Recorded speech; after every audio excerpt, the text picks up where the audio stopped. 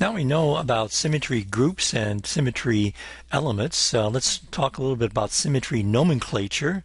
This common nomenclature we'll run across when we start using symmetry in quantum mechanics.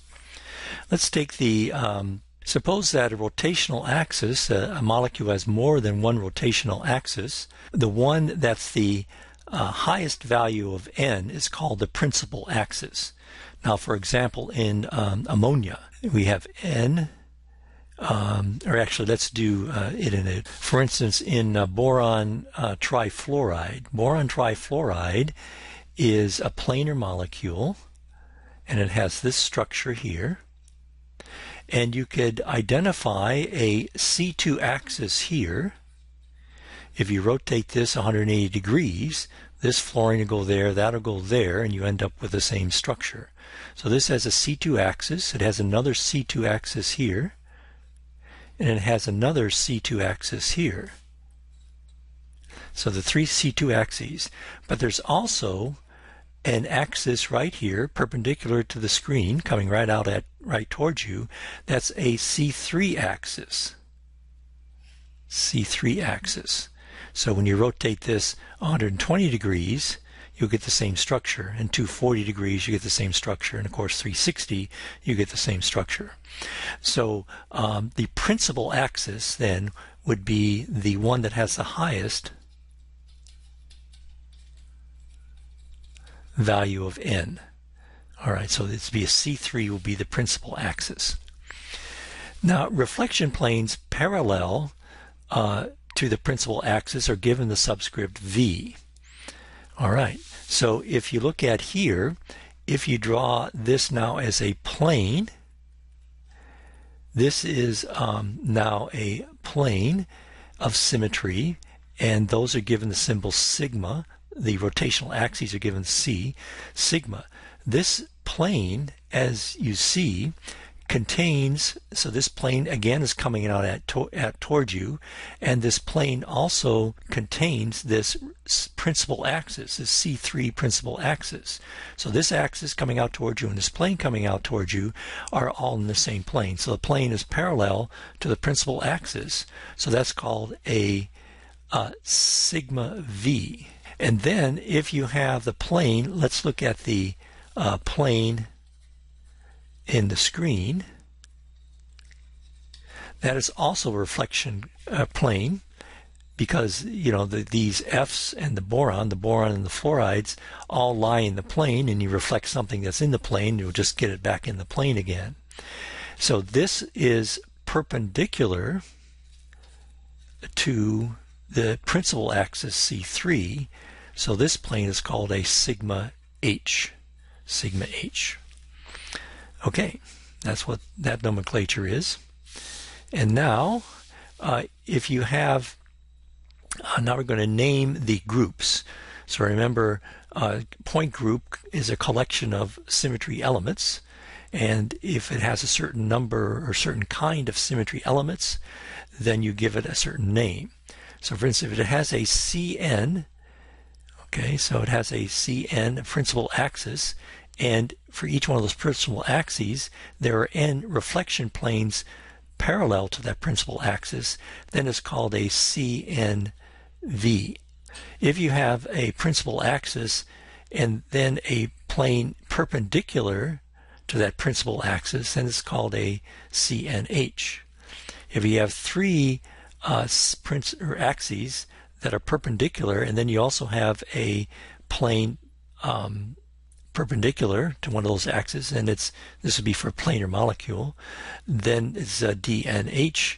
You have special groups, tetrahedral TD, octahedral OH, spherical RH, linear. Where does that infinity come from? Well, you have an infinite number of reflection planes if you have a linear molecule. Here's a linear molecule, and you have a reflection plane here, and then you could just rotate this reflection plane a little bit here and here. So for instance, now you have a plane here still in the molecule that also has that's also a reflection plane. So you have an infinite number of planes as you rotate around here, so that's where those infinities come from. All right, so that's just some nomenclature, some common nomenclature. Now, molecules. All molecules belong to a particular symmetry group. All right. Well, the simplest symmetry group is C1. C1 contains a single symmetry element. That is the E element, or the identity element. All right, so even if a molecule does not have any inversion centers, any reflection planes, any rotational axes, it still belongs to a symmetry group. It's the C1 symmetry group. So you can safely say that all molecules belong to a symmetry point group. Now the poster child for symmetry, learning symmetry, is the water molecule. All right, let's take the water molecule. The water molecule is the poster molecule for learning about symmetry. And let's see what symmetry elements we have there, the total number of symmetry elements. Of course, it always has every element or every molecule we can think of will have the identity symmetry element, given the symbol E. And it also has an axis of rotation and reflection planes. All right, let's see those reflection planes. There is one reflection plane, and here is the other reflection plane. So those are the two reflections. Let's reflect about that first one there. Rotate it this way. So in that plane, we have the reflection going that way. And let's look at the reflection in the other plane. Well, there's not much to see there, because the reflection in this plane, that doesn't move, it just sort of reflected in itself, same way that and that. But you can see there are two reflection planes for water. And now let's see if we can see that rotation axis. So remember where those reflection planes are. They're right there. Maybe you can already see the rotation, but just let's see what the rotation is. Okay, there's the rotational axis. It's right there. So if you remember the reflection planes were parallel. In fact, they contain the C2 rotation axis. So the reflection planes are here, and they're also in the C2 rotation axis. So what we have are four symmetry elements. We have the identity, of course. We have that C2 rotation axis, and then we have the sigma V and V prime. We'll give it, they're both the sigma, we'll give it the symbol subscript V because the plane contains the axis of rotation, and we'll put that prime there because it's another one. So 1, 2, 3, 4 symmetry elements. Okay, so there they are. And that's the collection of symmetry elements which forms the symmetry point group for the water molecule. And we'll call this a C2V. We're calling it C2 because the principal axis is C2. That's the highest value of N, 2. And we call it V because it has there's two C2 reflection planes that contain the rotational axis. So that water molecule, C2V. Okay, there's a little bit more in nomenclature. That's Gerade and Ungerade. Now let's consider now positive and negative regions of space. So far we've just considered molecules. We have atoms and bonds and so on being the molecule, and we look at rotation and reflection and so on with that. But now let's add another thing called positive and negative regions of space. All right, let's take, for example, go away there. Let's take, for example, a 2D Cartesian axis. All right, so let's draw a 2D Cartesian axis. There's the Y, and here's the X. X and Y.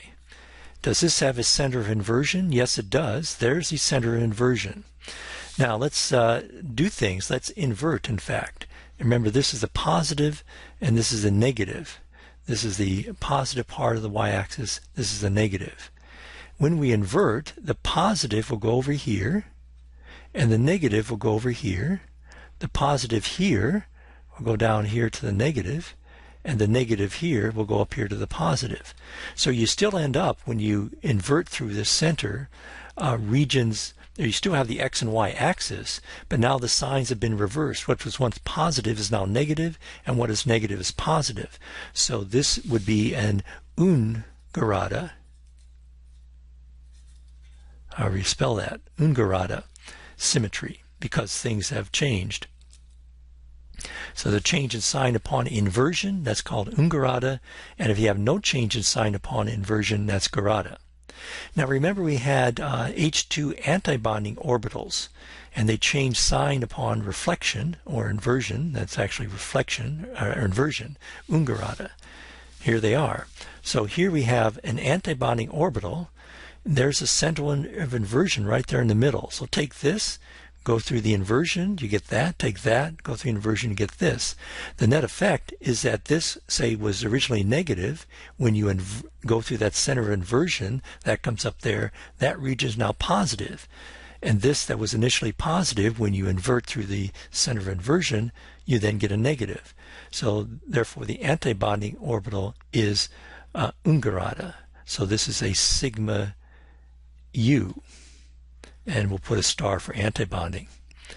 The bonding orbital, on the other hand, is Gerade. So if here's a center of inversion, and then you go from here through the center and there's no change in sign. So that would be a sigma G, Gerade, meaning the symmetry with respect to a center of inversion does not change sign. Here it changes sign, Ungerade. Here it doesn't change sign, it's Gerade.